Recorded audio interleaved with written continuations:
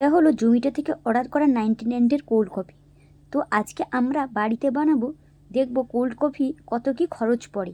Cold coffee বানাতে 1 বাটি সম্পূর্ণ বরফ, যেটা পুরোপুরি ফ্রি। 5 টাকা অনুযায়ী 1 চামচ কফি প্রথমে মিক্সারে ঘুরিয়ে নেব। ততক্ষণ পর্যন্ত ঘোরাতে হবে যতক্ষণ না পর্যন্ত ফেনা ওঠে। এর ওপর 2 টাকার চিনি, 100 ml দুধ নিয়েছি যার দাম 6 টাকা। এরপর ভালো করে মিক্সারে ঘুরিয়ে নিতে হবে। এরপর তৈরি হয়ে যাবে কোল্ড কফি। কোল্ড কফি তৈরি হয়ে যাওয়ার পর 4 টাকার চকলেট সিরাপ নিব, সেটাকে একটা বাটির সাহায্যে ফিটিয়ে গ্লাসের ওপর ছড়িয়ে নেব। ওপর থেকে কোল্ড কফি দিয়ে ওপর থেকে সামান্য চকলেটের সিরাপটা দিয়ে দেব। টোটালে এরপর তৈরি হয়ে যাবে কোল্ড কফি।